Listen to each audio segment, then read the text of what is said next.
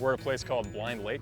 It's a big meadow system in the Coconino National Forest. It's been channeled and improved for waterfowl nesting habitat to provide emergent vegetation for waterfowl on the Coconino National Forest. This is not only a critical habitat for waterfowl, but is also a good source of water for the elk and turkey, bear, deer, any other wildlife in the area.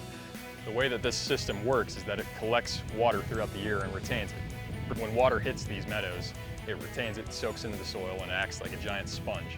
So if it doesn't have the ability to retain that water, soak it in, and produce forage throughout the course of the year, it is not anywhere near as effective as providing good habitat for wildlife.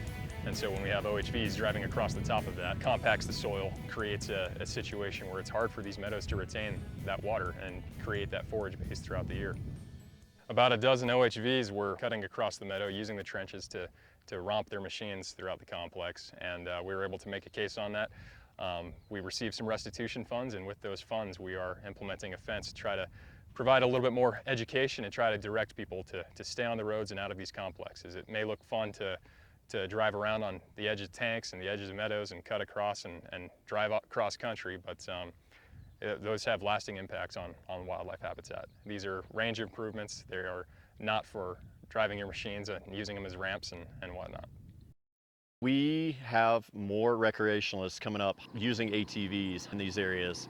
And so when we're building these fences that will last for decades, it's to improve the wildlife habitat. It's to protect the wildlife habitat. If we don't protect these areas, generations coming up may not have these areas to come and recreate in years from now. We had 21 volunteers over this 2-day weekend out here building this fence, and in 2 days we were actually to build a half-mile worth of fence out here. We have 2-foot long legs on the fence.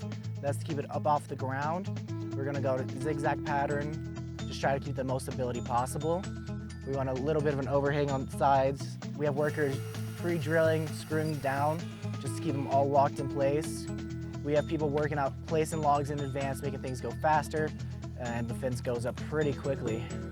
We would like to thank the Coconino National Forest, the Arizona Game and Fish Department, the Boy Scout troop that came out and helped us, and without the volunteers that came out to help us also, we would not be able to finish this, especially a fence of this size, in 2 days.